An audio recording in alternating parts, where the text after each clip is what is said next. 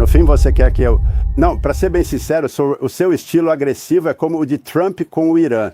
Impõe condições até eu me render. Digo sim só para você aceitar. Admito, falo a realidade. E entre Netanyahu na prática, a divergência agora está clara após seu retorno de Washington. O desacordo entre Netanyahu e Trump está muito evidente. E cada um deles está enviando sinais completamente opostos. Vamos ver como Trump vai receber essa declaração. Peço que continue conosco. Dr. Samir, também convido meus convidados em Teherã e Erbil a permanecerem conosco por mais um momento. Portanto, continuaremos este diálogo. Começo esta nossa conversa com o senhor Dr. Samir Altak. À luz destas complexas negociações que seguem em andamento, em meio a um clima de forte tensão e disputa entre o Irã e Washington, vemos que Israel intervém agora com esta visita estratégica de Netanyahu. Poderíamos dizer que a Carta dos Agentes Regionais seria um preço que o governo iraniano estaria disposto a pagar para evitar ser atacado? Primeiramente, senhora, obrigado por me receber. É uma honra estar com você, com seus ilustres convidados e com seu público. Acredito que a questão dos braços já não é mais... Essa estratégia já não é mais considerada um preço suficiente. Em outras palavras, o nível dos ataques direcionados aos braços, a exposição desses ataques e o corte das linhas de abastecimento não oferecem ao Irã, no futuro próximo, a capacidade de fazer muita coisa com essas forças. Por isso, acredito firmemente que isso não é uma carta de negociação.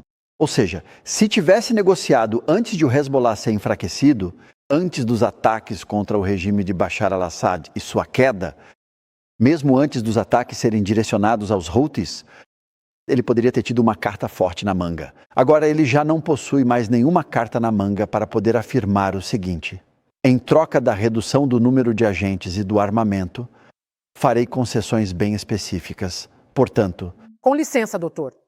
A problemática em torno dos agentes sempre se fez presente e constante no decorrer de qualquer tipo de negociação, ou pelo menos não totalmente. O que está sendo discutido nos bastidores. Ou seja, até mesmo a visita de Netanyahu aos Estados Unidos tratava do programa de mísseis e dos agentes. Portanto, Israel continuará a existir independentemente de tudo aquilo que o presidente Trump faça, vai continuar acompanhando a questão dos mísseis e executando ela mesma a eliminação dos agentes, porque os iranianos até agora se recusam a discutir sobre os agentes e dizem que eles agem por entusiasmo próprio, seu desejo de libertar a Palestina, seu desejo, sua fé religiosa e assim por diante. Todas essas questões são deixadas de lado.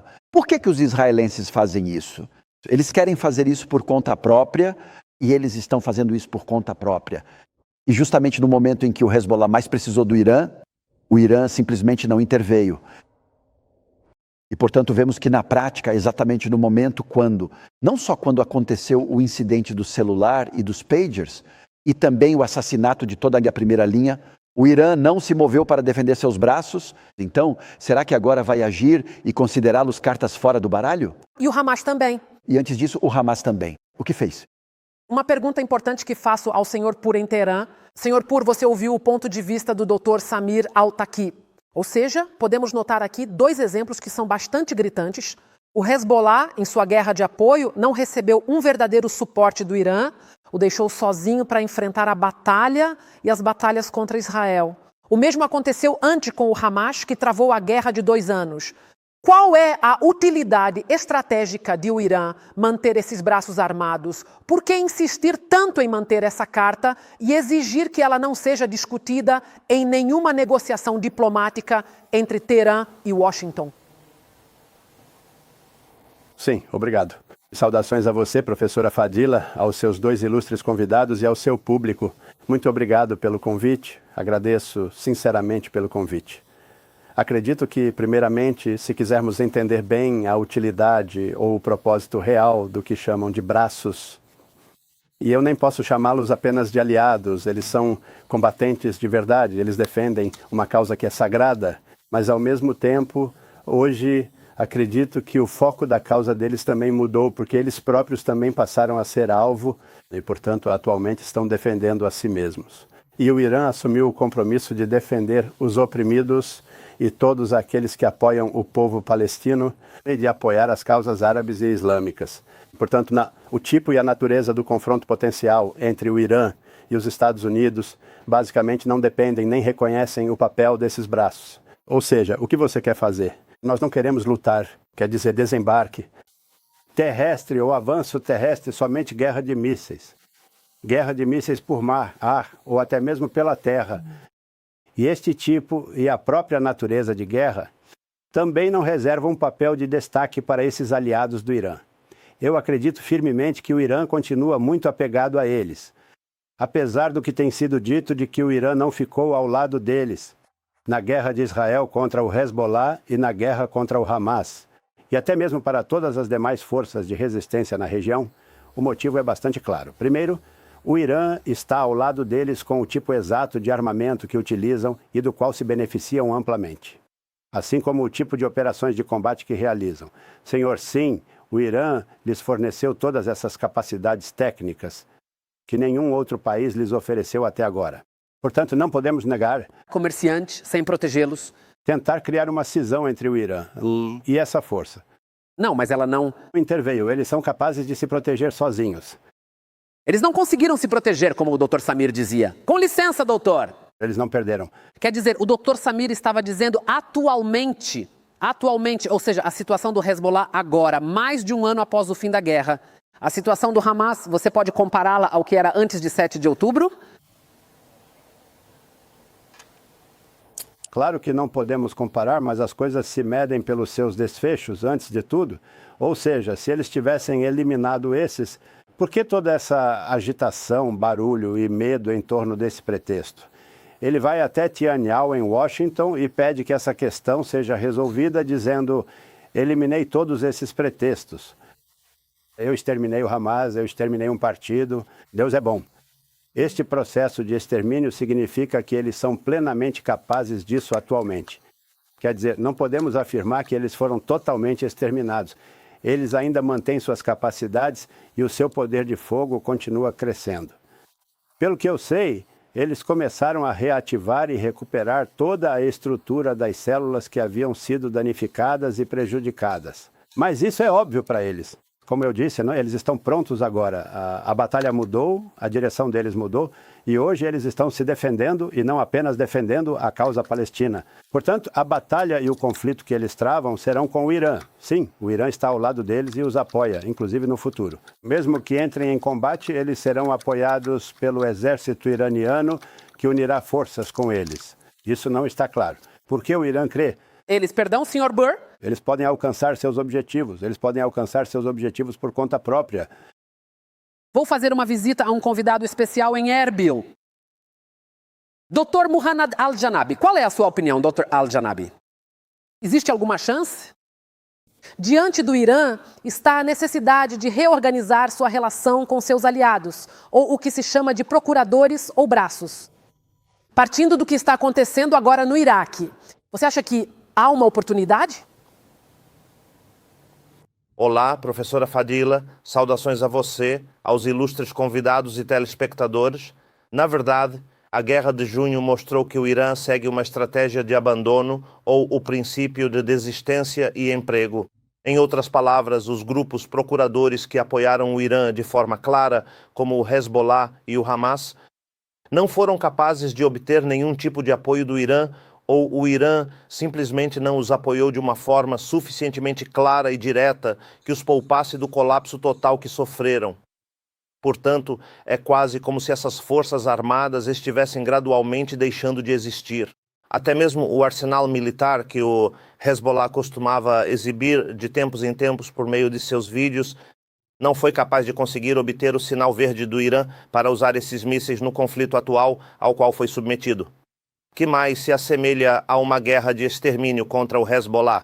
Portanto, isso ficou claro, e às vésperas da Guerra de Junho, o líder supremo iraniano apareceu de forma clara e declarou que não há procuradores do Irã e que também não existe o princípio da unidade das frentes. Portanto, ele se desvinculou de forma clara desses braços enquanto eles lutam em favor do Irã.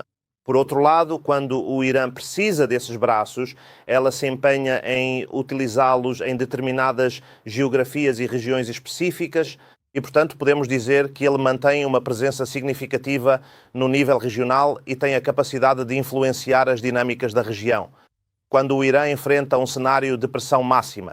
Mas acredito que a questão do uso desses braços já não é mais capaz de poupar o Irã do que está enfrentando ou do que enfrentará no futuro, caso as negociações fracassem, considerando que a batalha não é no terreno e difere em sua natureza e impactos, e não existem fatores de pressão como esses braços sobre os interesses ocidentais, especialmente os americanos. E ao falar sobre o Iraque, por exemplo, já não existem mais bases militares americanas? É possível que sim. Sim, é claro. Doutor Al-Janabi, se essas diversas facções, ou melhor dizendo, se o Irã não é capaz de recrutar essas facções ou seus agentes, por que então existe essa preocupação americana e uma preocupação ainda maior por parte de Israel em relação a elas? Quer dizer, Netanyahu vai até Washington e apresenta detalhes e provas sobre o programa nuclear e de mísseis, além dos movimentos dos agentes. Isso significa que ela ainda tem influência, ou que ainda exerce influência. O que você acha? Sim, exatamente. Isso significa que não negamos a influência desses grupos e agentes no apoio ao Irã. Mas quando falamos sobre a situação iraniana e o que o Irã enfrentará se as negociações fracassarem, acredito que o papel dos representantes já não é capaz de proteger o Irã de quaisquer repercussões em caso de fracasso das negociações. Mas, ao mesmo tempo, esses são grupos não estatais que ameaçam a estabilidade da região e comprometem a segurança da região e de seus países. Portanto, essa ferramenta que o Irã pode usar para causar desordem e ameaçar a segurança regional é o maior perigo. Por esse motivo, os governos, especialmente o governo iraquiano, estão trabalhando em uma estratégia para restringir as armas apenas ao Estado e desmantelar esses grupos. Voltaremos a esse ponto, senhor Al-Janabi. Capaz disso, e ocorre algo semelhante no Líbano. Volto agora a palavra para você. Dr. Samir Al-Taqi. Se a questão dos representantes regionais é tão importante para o Estado de Israel e para os Estados Unidos, de que maneira se pode afirmar com absoluta e total certeza que o seu papel diminuiu? Que eles não são mais, como você mesmo disse há pouco tempo, um valor suficientemente alto para ser capaz de dissuadir a ocorrência desse ataque? Tivemos uma longa guerra fria entre o Irã e Israel. Essa guerra fria chegou ao seu fim no dia 7 de outubro. E o conflito passou de um conflito por procuração para um confronto direto entre as duas partes. Um conflito de guerra direta e assim por diante. Agora, o que Netanyahu quer, seja em relação aos mísseis ou ao braço armado, é que o presidente Trump lhe dê autorização para eliminá-los e resolver essas duas questões com o poder de Israel. E isso não é mais objeto de negociação hoje. Hoje, Netanyahu fala claramente, foi à televisão e apresentou um quadro proposto pelo senhor Khamenei sobre a aniquilação da entidade sionista, dizendo que se referia a Israel. Foi isso que Netanyahu disse. E disse que não podemos aceitar isso. Portanto, o que o primeiro-ministro Netanyahu propõe detalhadamente é que ele quer ser autorizado a concluir de forma definitiva e militarmente o processo de eliminação dos braços operacionais e milícias do Irã na região, e isso deverá ser realizado especificamente no território do Líbano. Isso também acontecerá no Iraque. Isso também ocorrerá, de uma forma ou de outra, em várias frentes, incluindo o Iêmen. O ponto importante é que a Guerra Fria acabou e, portanto, nem o Irã nem Israel usam mais a guerra por procuração. Em segundo lugar, a transformação tecnológica tornou possível direcionar ataques. Os ataques que o Hezbollah recebe não se limitam apenas à questão do BKA, mas também envolvem drones e inteligência. E os meios de comunicação e assim por diante, gradualmente, os estados estão recuperando sua iniciativa diante da guerra de libertação popular ou diante das milícias. Como um modelo de não-estado, como nosso colega preferiu chamar, para o combate, acredito que, do ponto de vista estratégico, a guerra assimétrica, a guerra das milícias, perdeu sua capacidade de se desenvolver e evoluir entre nós. Surgiram tipos de guerra totalmente novos. A guerra eletrônica, os drones e assim por diante, do ponto de vista Diante disso, acredito que o senhor Netanyahu continuará com a série de ataques, enquanto os iranianos seguirão apoiando seus braços para preservar seu papel em seus respectivos países. E como também mencionou nosso colega do Iraque, eles podem desempenhar um papel contra a estabilidade, contra o Estado Civil no Iraque ou desestabilizando o Estado Civil no Líbano. E esse é o perigo agora para os Estados. Mas para Israel e os Estados Unidos, essa força já não possui mais capacidades estratégicas como o Hezbollah teve no passado. E o governo do Irã já não aposta mais sua segurança nacional nesse sistema de escudo avançado, localizado na fronteira com Israel, para a proteção de Teherã. E no dia em que Teherã foi atacada, não havia ninguém, nem próximo nem distante, exceto por fogos de artifício. Não passou de fogos de artifício. Peço que continue conosco. Dr. Samir Al-Taki. Também convido meu convidado. Em breve continuarei com diversos ataques coordenados contra alvos estratégicos no interior de Israel e contra embarcações comerciais no Mar Vermelho. Recebo no estúdio o pesquisador do Conselho Atlântico, Dr. Samir Al-Taki, e de Teherã, o diretor de estudos estratégicos, Dr. Mossadegh Pur.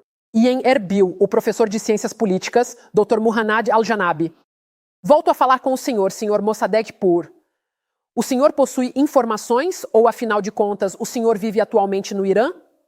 Há diversas notícias circulando que falam sobre o descontentamento do Irã com alguns de seus representantes. E há relatos sobre a visita do secretário-geral do movimento Azaib al-Haq do Iraque, Qais al-Khazali, ao Irã, de todos os grupos que o representam na região. Claro, no início eu estranho. Quero dizer, por que devemos nos concentrar agora no assunto dos braços representantes e ouvir Netanyahu enquanto ele alerta sobre eles? E então nós também tentamos exagerar o que Netanyahu está pedindo nesta batalha, e todos sabem o que Israel está tramando, especialmente para os árabes e para todos os países árabes. Esse é o nosso assunto. Senhor Mossadegh, só para esclarecer... Está tudo certo. Nós deveríamos... Nosso tema de hoje. Diariamente abordamos o dossiê iraniano, as negociações com os Estados Unidos, a pressão israelense e também as mobilizações. Mas hoje dedicamos o debate aos representantes do Irã na região, ou como o Irã os chama, seus aliados, e até que ponto ela pode abrir mão deles. Esse é o nosso tema de hoje e esse é o assunto da nossa discussão. Não há qualquer tipo de exagero nem forma de propaganda. O que temos aqui é uma conversa política. Sim, como eu havia mencionado anteriormente, ou seja, a questão dos braços e a relação desses braços está perfeitamente clara. O Irã apoia de forma incondicional a causa palestina e apoia todos aqueles que se dedicam a defender a Palestina. E foi daí que surgiram esses braços. Depois esses braços, até o Hezbollah, não, todo o Hezbollah, a resistência no Líbano, foram eles que deram origem ao regime que governa hoje em Teherã. Ou seja, todas as lideranças do regime na época do Shah treinavam em campos palestinos e estavam envolvidas no regime. Com licença, senhor Mossadegh. Senhor Mossadegh, já que a sua narrativa desde o início...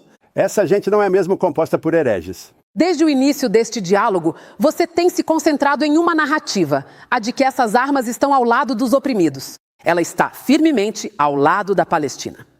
Vimos uma guerra terrível que durou quase 2 anos inteiros, ou talvez até um pouco mais. Que benefício real os palestinos obtiveram com o uso dessas armas? Apresente-me provas de que eles se beneficiaram. Quando? Gaza se beneficiou? Correto.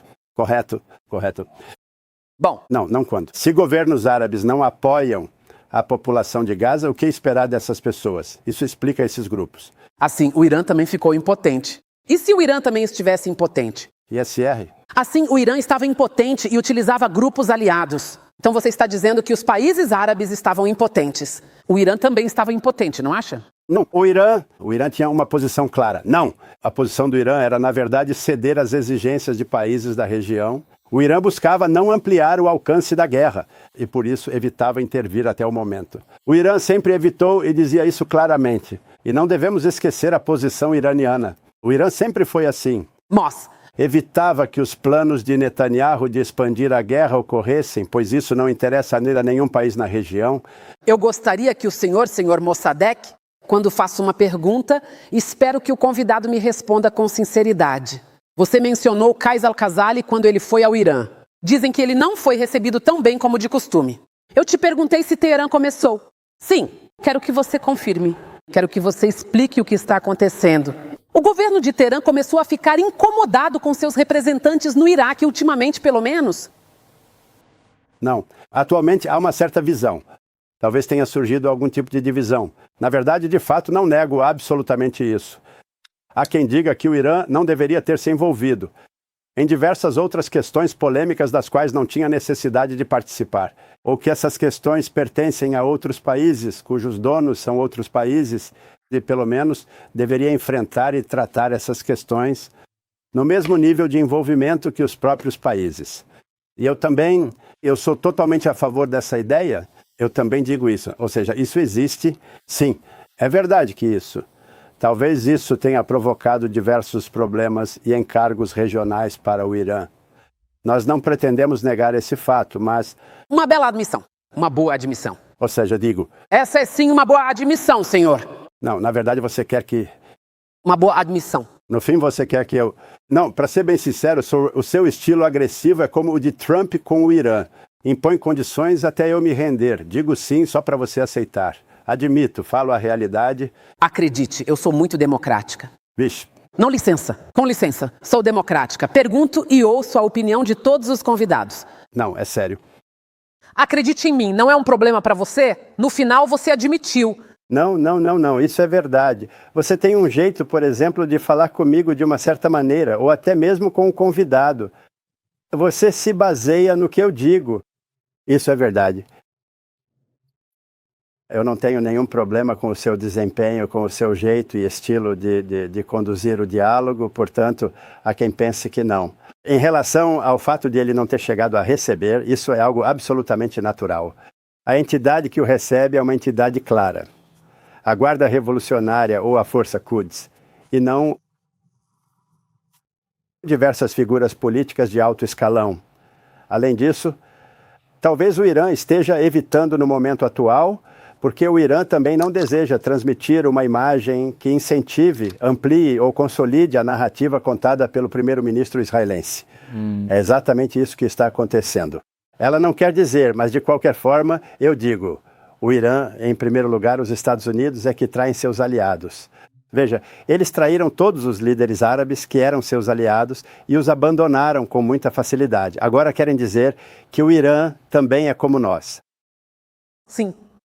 Senhor Mossadegh, mas talvez o método seja diferente, talvez seja de uma forma distinta. Mas isso não significa de forma alguma um abandono. Naturalmente, voltaremos a entrar em contato para dar continuidade a esse diálogo. O Dr. Muhannad Al-Janabi fez praticamente a mesma pergunta que eu havia feito ao Dr. Mossadegh Pur há pouco tempo. Ele não negou que o Irã possa ter começado a evitar alguns de seus aliados, especialmente neste momento e particularmente no cenário iraquiano. Que informações você possui? Concordo com o professor Mossadegh que o Irã tenta atualmente evitar intervir em outros países, como o Iraque, onde costuma ser mais ativo.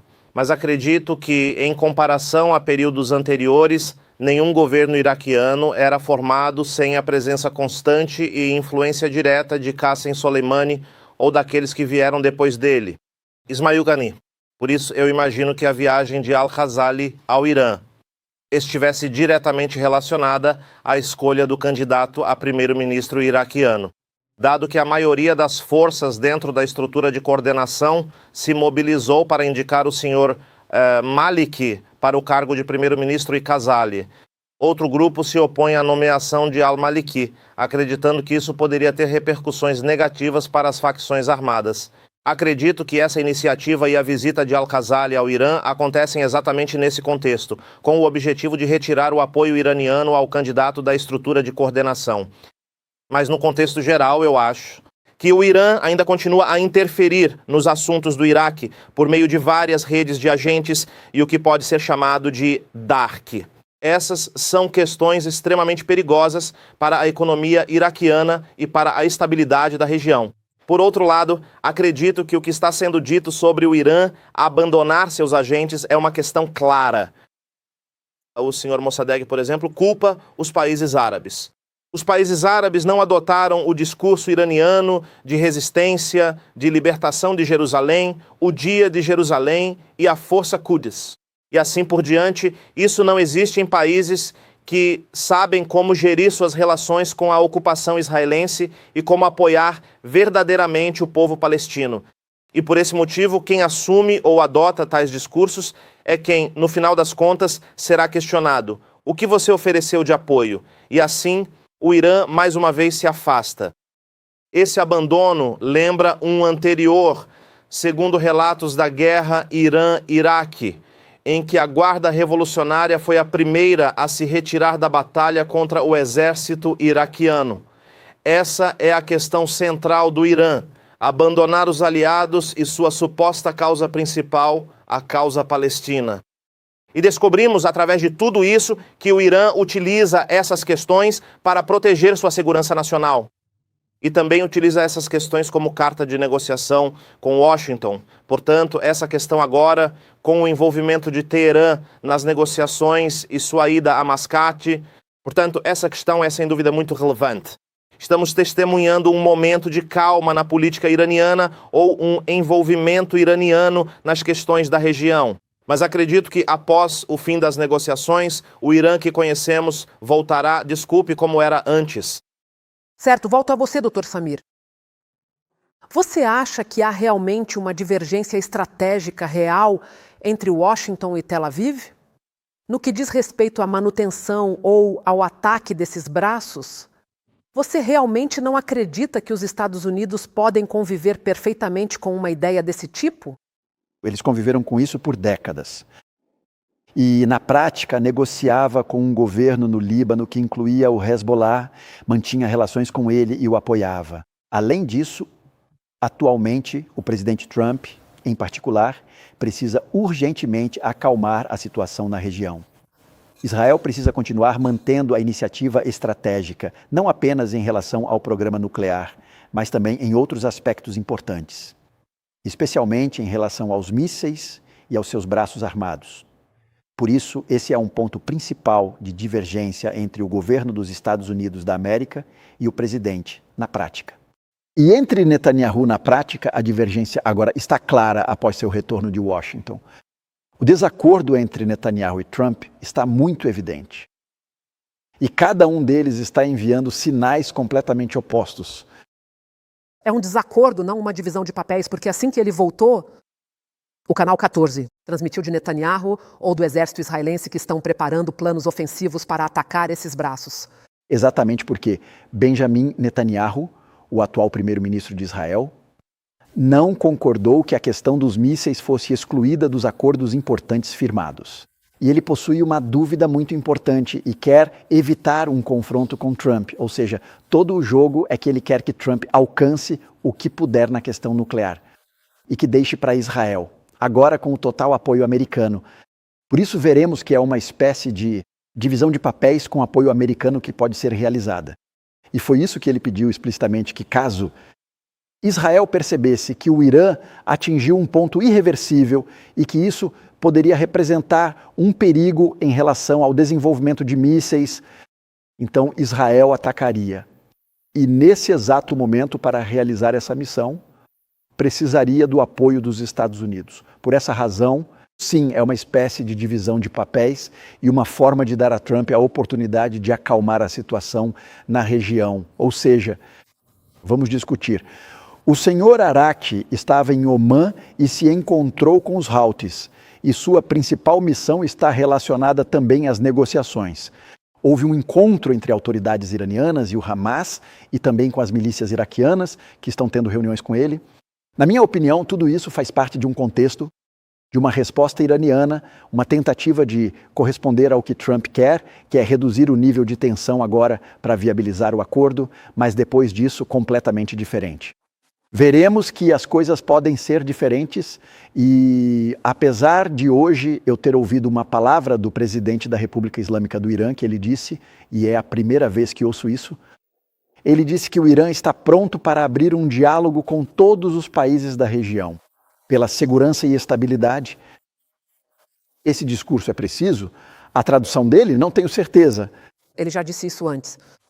Prometeu a todos na região, mas é só da boca para fora. Todos significa quem? Quer dizer, Israel. Você espera...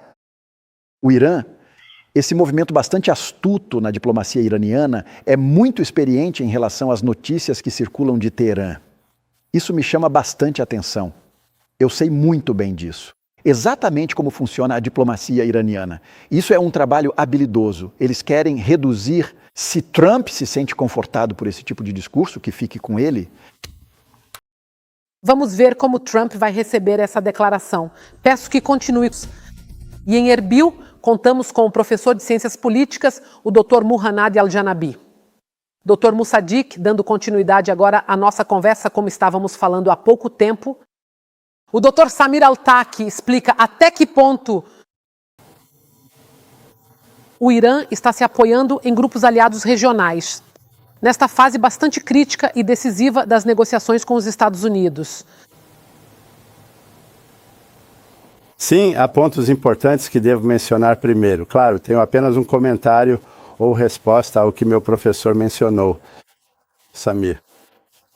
A legislação constitucional iraniana impede relações com Israel e diz que a República Islâmica do Irã mantém relações com todos os países do mundo, exceto com essa entidade israelense, por considerá-la uma entidade de ocupação que ocupa um Estado Islâmico. Portanto, não acredito que o presidente atualmente possa tomar a decisão de se aproximar de Israel. Isso é um ponto, talvez, para responder ao que você mencionou e a sua análise.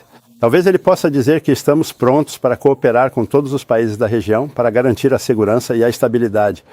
E não para estabelecer relações com Israel. Isso é algo que talvez seja possível. É isso. O doutor não chegou a mencionar relações, não é mesmo? Tudo bem, Samir, entendi. Então ele está correto. Sim, realmente é muito difícil, certo? Não. Ok, se não são relações, certo, eu concordo com ele sobre a questão dos braços. O presidente Trump é ele mesmo. Ele disse que a questão dos braços é um problema regional que deve ser resolvido entre o Irã e os países da região. Eu sou uma das pessoas envolvidas profundamente nesse assunto. Nós mantivemos contatos com todos os países árabes e demos grandes passos para restaurar a situação normal desses braços, como eles chamam, começando com o Reino da Arábia Saudita, e vimos o impacto disso no Iêmen. Hoje, o Iêmen está em uma situação de estabilidade, e se o projeto saudita no Iêmen for bem sucedido em unificar o país, assim que o anúncio ou o convite for feito, o primeiro a se juntar será o Houthi, que se unirá a essa unidade. E o Iêmen se une ao tema do Hezbollah também, ou seja, atualmente o Irã está cooperando com 2 países regionais nesse assunto. Mas a reação de Trump mostra que ele entende essa questão. A reação de Netanyahu, ele quer sabotar e fracassar esse projeto, ele quer impor sua vontade na região e, portanto, não. O que ele está dizendo hoje é que quer interferir nesse projeto que o Irã está promovendo e que já recebeu respostas positivas de países da região. Ou seja, devemos analisar a posição de Netanyahu a partir desse ponto de vista e ele quer interferir nesse assunto. Em segundo lugar, o assunto é o seguinte. Como eu disse, basicamente, no conflito anterior, eles não apoiaram nem ficaram ao lado do Irã. Na verdade, não está decidido que o Irã os apoie como força. Ou seja, eles lutam contra Israel ou se opõem a Israel, como era o caso no Iraque. Na década de 1960, havia várias organizações palestinas presentes. E também jovens iraquianos se envolviam, assim como jovens de outros países, como Tunísia, Argélia e muitos outros. Quando eu era jovem, eu percebia isso e via para onde eles se dirigiam. E havia também países que ofereciam apoio a eles, como a Argélia, em primeiro lugar, e eles também apoiavam pessoas como esses. Ninguém falava que isso estava fora da geopolítica ou que era uma violação da soberania de outros países, porque todos adotavam a causa palestina como a causa central da nação. Ou seja, a Ilânia enfrentou algo assim, talvez haja variáveis que mudaram esse conceito, e Irã passou a pagar o preço da questão regional, como eu disse, ou seja, o Irã por causa das negociações. Para que essas negociações sejam bem-sucedidas e satisfaçam os países da região, é necessário que haja adaptação. E reagir? De forma positiva com ela. Sim, eu iniciei este projeto, mas o lado israelense está tentando provar isso. Doutor Al-Janabi, De que maneira o Iraque pode se posicionar para evitar o confronto direto em qualquer possível escalada de tensões que possa vir a ocorrer no futuro no cenário regional? Na verdade, a questão da existência das facções armadas ainda é um problema iraquiano, pois, na minha opinião, elas estão presentes na estrutura deste sistema político. E durante a Guerra de Junho, acredito que o governo iraquiano conseguiu neutralizar parte dessas facções, mas a questão não se resume apenas ao esforço do governo e à capacidade do governo iraquiano sob a liderança de al-Sudani. Acredito que as próprias facções perceberam que existe um perigo real caso se envolvam em algumas operações militares. Apesar de haver uma entidade na qual a maioria das facções participa, que é Hezbollah al-Nujaba, Apoiadores Leais de Deus, o livro Said al-Shuhada tem como título Resistência Islâmica no Iraque. Isso é incrível! Essa entidade colaborou com os Houthis em algumas operações que tiveram como alvo Haifa e algumas áreas localizadas dentro do território israelense. Mas creio que a questão surgiu quando a situação chegou à beira do confronto entre Teherã e Tel Aviv. Acredito que a situação iraquiana e as facções que atuam no Iraque perceberam que sua proteção e a não participação nesse assunto são para proteger essas facções. Portanto, não foi uma decisão do governo iraquiano ou uma decisão oficial que neutralizasse esses grupos e os controlasse como quisesse. Acredito que a questão é diferente no Iraque, considerando que esses grupos e facções é que controlam a decisão política e interferem nas decisões políticas. E agora, quer dizer, há algumas semanas foi anunciado que havia uma situação de voluntariado para proteger a República Islâmica, considerando que eles são soldados do líder supremo iraniano e também há suicidas que se voluntariaram entre as fileiras dessas facções e a maioria deles são menores de idade, ou seja, pessoas que ainda não completaram 18 anos. Portanto, isso é uma violação flagrante das leis iraquianas e da Constituição do Iraque diante dos olhos do governo iraquiano. E acredito que mesmo durante o próximo governo, caso ele seja formado nas próximas semanas, acredito que nenhum primeiro-ministro conseguirá neutralizar e desmantelar essas facções sem uma verdadeira vontade iraquiana, sem qualquer interferência iraniana nesse assunto. Volto a você, doutor Samir Al-Taqi, e encerro com um ponto que o doutor Mossadegh mencionou repetidamente em nossa conversa de hoje, quando ele afirmou categoricamente que a questão central e fundamental para o Irã e todos os seus aliados regionais é a causa da Palestina. Ou seja, trata-se de uma questão realmente muito importante para todo o mundo árabe. Mas será que ainda é possível promover essa narrativa de forma eficaz para manter esses braços operando na região? Primeiramente, quero dizer que, em determinado momento, os países árabes tinham agendas claras, planos militares, exércitos e assim por diante, para implementar o que consideravam correto em relação ao conflito árabe-israelense. Agora, o Irã, como nação soberana e como Estado organizado, não tem uma agenda ou plano de ação imediato para fazer algo contra Israel, no sentido de que, na prática, detém um vasto arsenal de mísseis balísticos. Mas como as coisas vão acontecer? Qual é o plano? Será que vai depender apenas dos seus braços para libertar a Palestina? Quero dizer que, neste momento, o Irã está objetivamente passando de um Estado ideológico que busca exportar a sua revolução. A Palestina era uma ferramenta para exportar a revolução, partindo do princípio de que os países árabes lhe deram as costas ou não. Entrou em processos de paz ou, como resultado de muitos desenvolvimentos políticos, as coisas evoluem em busca de estabilidade, na busca pela formação de um Estado nacional. E o Irã pegou essa questão e achou que poderia ampliar sua influência na região. Com base nisso, mas hoje sabe muito bem mais do que antes. Mas mesmo antes, que quando chega a hora da verdade, e foi isso que aconteceu após o 7 de outubro, na prática, esses vão desaparecer objetivamente. Por esse motivo, isso se tornou um meio fundamental de conquistar novos apoiadores e também pessoas que estivessem dispostas a ficar sempre ao seu lado. Sim, por favor. Obrigada. Muito obrigada. Desculpe interrompê-lo, doutor Samir Al-Taqi. Agradeço a você, ao doutor Mossadegh em Teherã e ao doutor Mohanad Al-Janabi em Erbil.